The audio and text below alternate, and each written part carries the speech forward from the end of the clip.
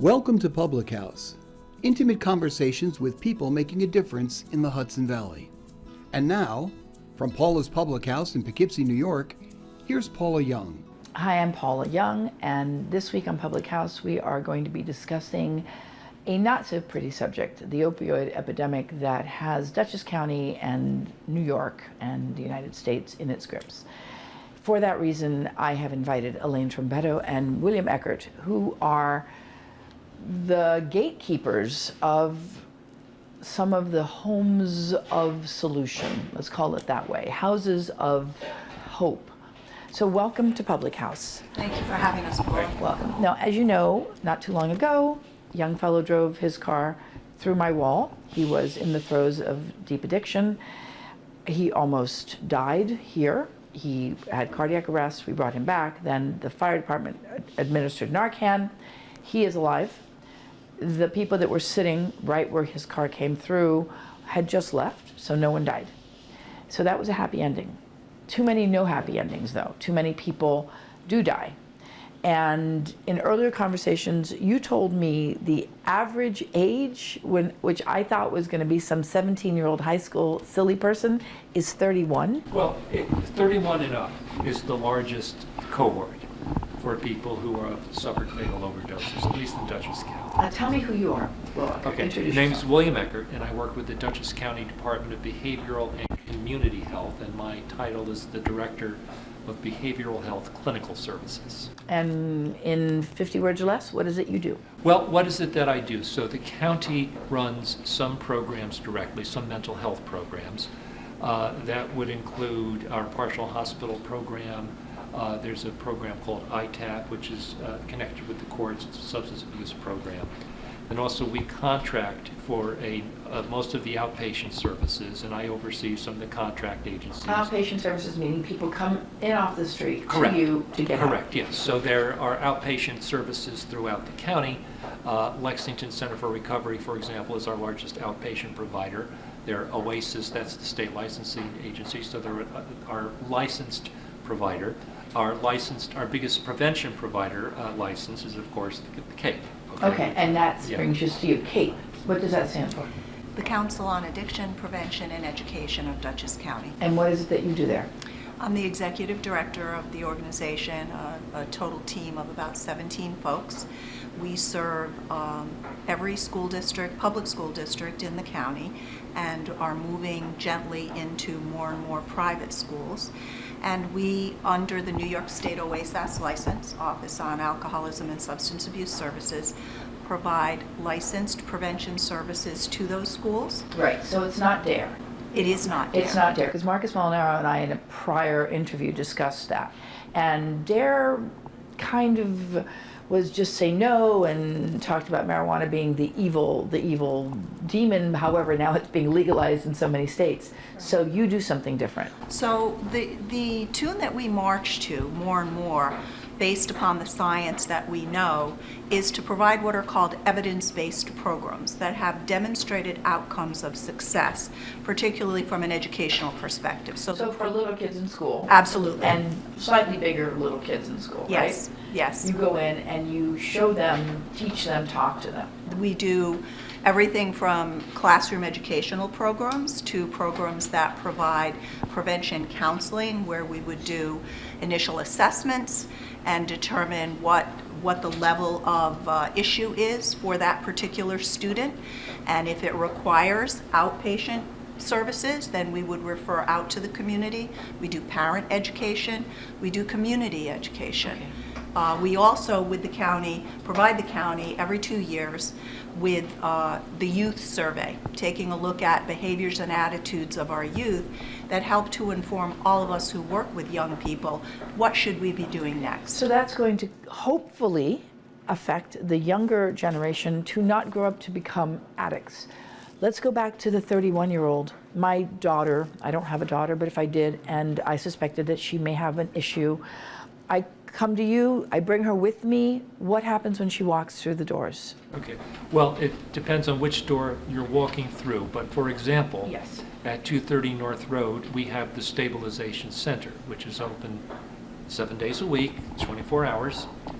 It provides both mental health and substance abuse services.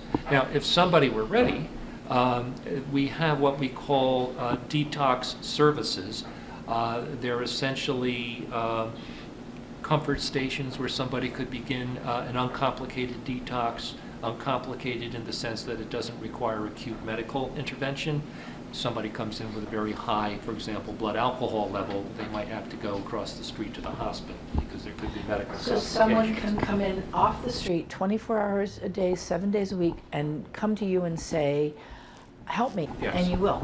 Correct. And so if they've made a decision right then that this is it, I want to stop, we'll help them do that, and we will refer them on to the next level, whatever that would be.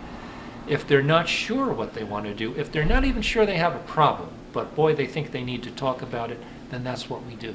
Then we start with talking, and if it goes somewhere, that's fine. If they want to come back some other time, the door is always open. So it's a question of engaging people wherever they are and providing that round-the-clock access. Okay, so now someone who is ready to, is an addict, an active addict, but wants help. We had spoken in earlier conversations about a three-pronged chemical approach to helping.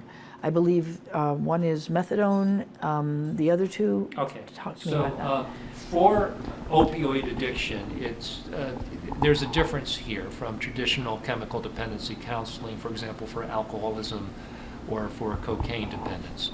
The standard of care for long-term opioid dependence generally includes medication-assisted treatment. There are three elements there. So one is methadone, the other is Suboxone, and the third is Vivitrol, which is an injectable. It's a blocker. It requires a monthly injection.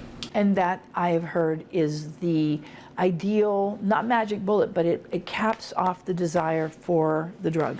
So therefore, it basically takes away your addiction. Well, I can't say it takes away the addiction, but it would suppress the desire, to use. And also, the place where now it's the same medication as used in Narcan. So it's essentially a time-release version of that. So if somebody is getting this monthly injection, their receptor sites are blocked. So the same place the heroin would go, there's a lock and key analogy they use. The heroin can't get there, so so it blocks the effects of the heroin and suppresses the desire. Who pays for this? Well, most insurances will cover it, okay? In Medicaid, and I'm not sure if Medicare does. We make a great effort to assist people who do not have insurance. We try to get them insurance, and we help them. We have for the last couple of years, we've had a pilot project at the Dutchess County Jail. Sometimes often people with addiction wind up in the criminal justice system. So there's an opportunity there, and the pharmaceutical company will provide us what they call the scholarship dose, so they can get their first injection at the jail soon before the release.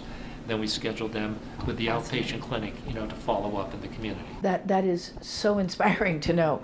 We were talking about the shame aspect that people feel. As soon as I had made it public what happened here with the person driving their car through my wall and almost killing himself, almost killing other people, there was a huge outcry. I would say the minority of people were sympathetic to the actor.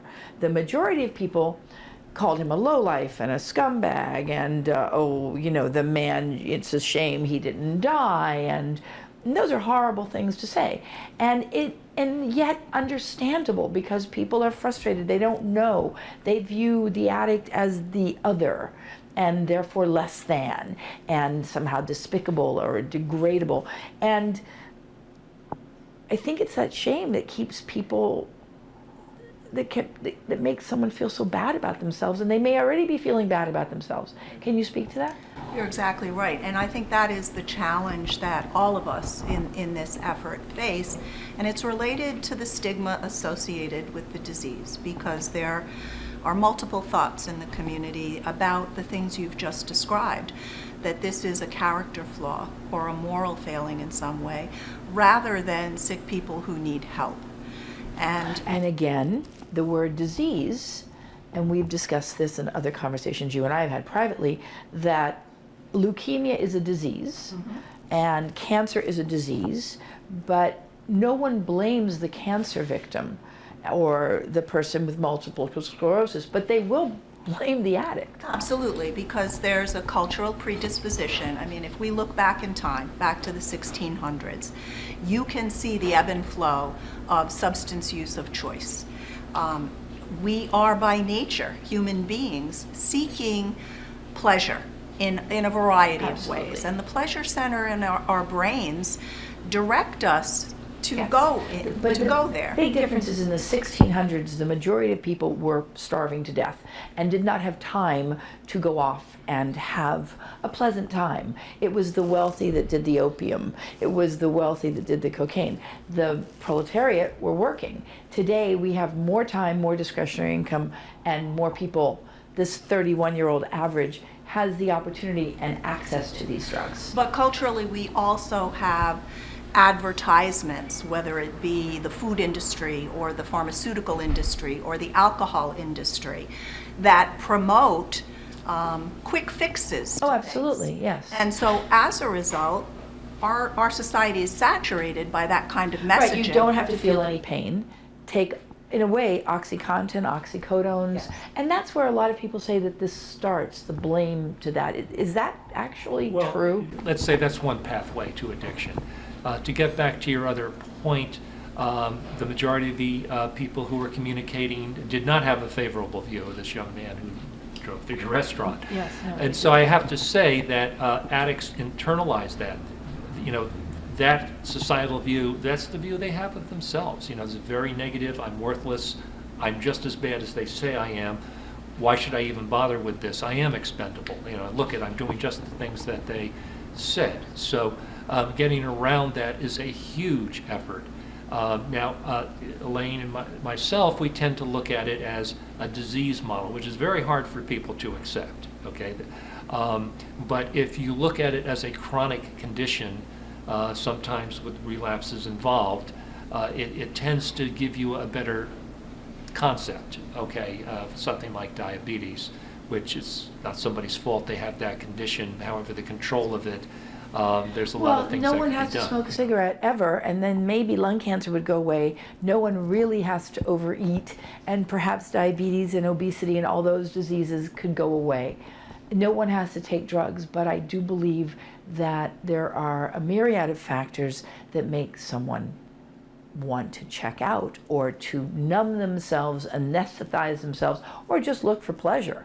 So, and that's why behavioral health today is a growing issue. And that's what used to be, mental hygiene, right? Behavioral health. Well, right, yeah. So, I'm sorry, go ahead. That's okay. There's a genetic component to some of this, and it has not been isolated to the point, if you have this gene, you have alcoholism. But there could be dozens of genes that have to be activated in the environment for somebody to be susceptible. So there is a component to this which is heritable, all right, and that has been done through family studies, okay? Twin studies, you know, there's a number of ways which they've been able to refine So it. it actually may be something organic in the self, but we don't know these things yet. Right now what we're dealing with is we're dealing with a society that has a substance abuse problem. We're dealing with a society that is somewhat gluttonous, a society that wants pleasure, and now we're paying the price. We're paying the piper. And you folks are the ones that are offering hope, some hope, to the mothers and fathers and sisters and brothers and wives and husbands of addicts of all ages. And so it's very easy to sit and listen to the stories of families and shake our heads and cry and go to wake after wake after wake of young people who are dead. And we had mentioned that it's not just heroin anymore, it's the cheap fentanyl that they're putting in the heroin that's actually killing people. And of course, you and I can sit here and say, well, if you know it's going to kill you, why are you doing it? But I think no one knows it's going to kill them, unless, you know, they're trying to kill themselves. Which is why these conversations are so important, because we really need to have these conversations filter out into the communities that we serve. your viewing audience will hear this and perhaps take away something from it that will be helpful. For instance, the recovery coach services that are available through the county and through my People agency. who have walked the walk and have Absolutely. come to the other side and can now be available. And those are free services. Right. And those are non-judgmental. These are services provided by folks that have walked that walk and are willing to sit with somebody and meet that person where they're at, and by extension help the family as well, because as we mentioned, the individual harbors that shame, blame, and guilt, but so too do the families Oh, that absolutely. are Are you involved. kidding? I mean, I had a woman come in here with her young 13-year-old nephew, and her other nephew was a drug addict. And a 13-year-old just sobbed and sobbed, and the mother was angry at me. You don't understand. You don't understand my pain. And I was like, you're right. I can only empathize. I'm not living it. But you guys see it all the time. You can empathize, and you have the solutions, and you have, I think, the keys to the doors of recovery, yes? Well, I think we have the resources to extend to folks who are at a point of readiness where they are willing to take some of those steps forward. It really depends on the readiness of the individual who wants to make a change in their life. So Now, I'm sorry, Yes, Paula, please. to back up, because the recovery coaches, now that's important, and that's an innovation. That's what we would call a non-traditional approach Right. to chemical dependency. So it's, and it's proven to be very effective, and we're just getting now the research to demonstrate that. But there are many people who would be very hard to reach with traditional services, that Right. here's an appointment, you're going to come to see Right, me at right, Tuesday right, at 2 right. o'clock in a brick and mortar office. There are many people who will never keep that appointment, Right. but they'd be very happy to speak to an individual who's been through this Who's been through it. themselves and meet them at McDonald's or something. And talk to them. Frequently, that's where the relationship and those conversations And start. it's that trust. I And- cannot, I have to end, unfortunately, as I've told you before, I could sit here and talk to you for hours on this because it's fascinating. But what I want people to take away is that there is hope, there is help. We are going to put up graphics about how folks can reach you. It's really about making the first step, making the first phone call. Don't be embarrassed. If you're the user, you're the addict, or if you love that person, there's help. We are lucky to live in Dutchess County. And thank you for watching. Thank you very much. Thank you very much. Thank you. Thank you for the Thank you very much. Hi, I'm Paula Young, and I'm the proprietor here of Paula's Public House. Do join me for good food, good cheer, and good fellowship. We are here, we have fun, and we'd love to have you be a part of it. Come on down.